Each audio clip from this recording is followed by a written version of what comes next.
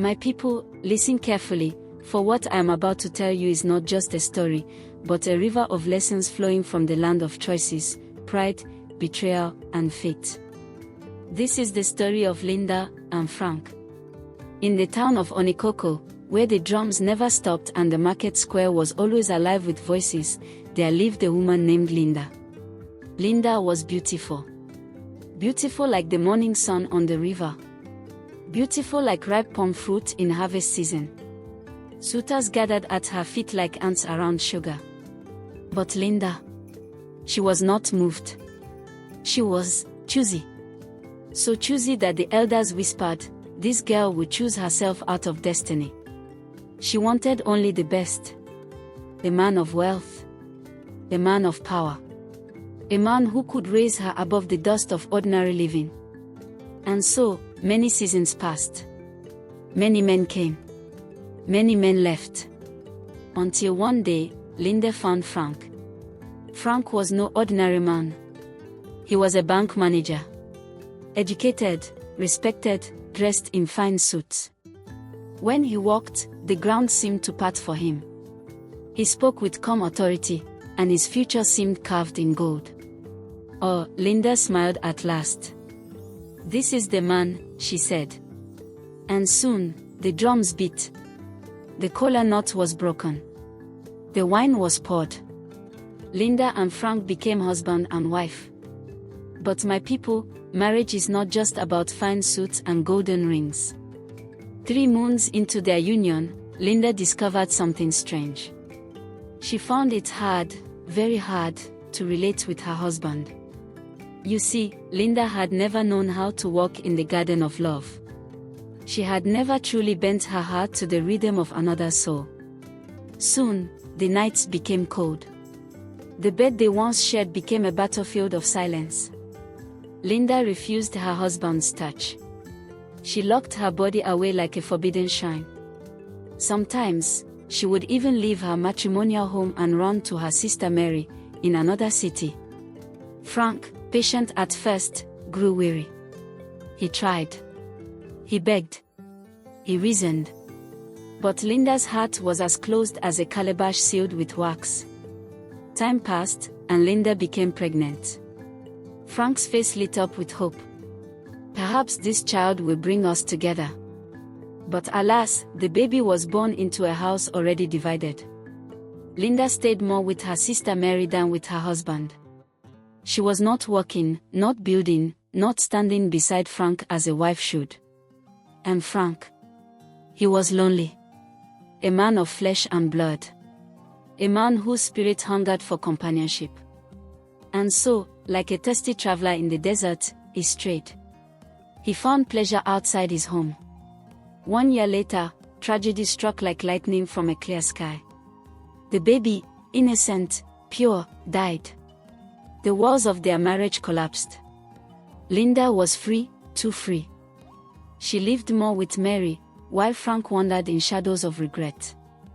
Now, my people, when the pillar of a home is weak, storms will surely come. Frank, once a proud banker, began to stagger under heavy burdens. Death swallowed him like quicksand. His office troubles grew. He returned home one evening, weary and broken, and told Linda, "Wife, things are not as they used to be. Money is short. Business is tight. Please, bear with me." But Linda, she did not listen. Her ears were closed. Her heart was locked. Then one Saturday morning, Frank began packing. He carried the fridge. He carried the chairs. He carried the smart TV. All gone. Linda screamed, "What is this madness?" Frank turned, his face dark as midnight. "I am in debt. I owe men you cannot face. But do not worry. I will clear it." Linda's heart beat fast. Something was wrong. Very wrong.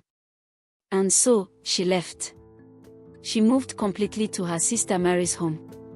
One evening, as Linda rested in Mary's house, her phone rang. The voice on the line was cold. Stern. From the prison unit. "Madam, your husband is here. Come quickly." Linda froze. Her heart pounded. What could this mean? She rushed to the prison, her wrapper barely tied. And there, behind cold iron bars, was Frank. But he was no longer the proud banker she once admired. He was broken, weary, his eyes heavy with shame. Linda fell to her knees. "Frank, what happened?" And then, the truth poured out like poison from a calabash. Frank whispered. "Linda, I betrayed you. In my loneliness, I lay with another woman. But misfortune struck, the woman died in the process. A neighbor saw me enter her house. He captured everything on camera. He has been blackmailing me for over a year. All my money, all my debts, everything, was to silence him. But still, it was not enough. And now, here I am." Linda's body shook. Her mouth hung open. A banker. A husband.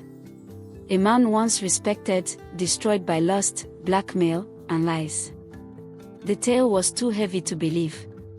My people, what can we say? Linda, who was once choosy, had chosen a man of wealth, but not a man of character. Linda, who refused to learn the dance of love, left her marriage cold, pushing her husband into the arms of destruction.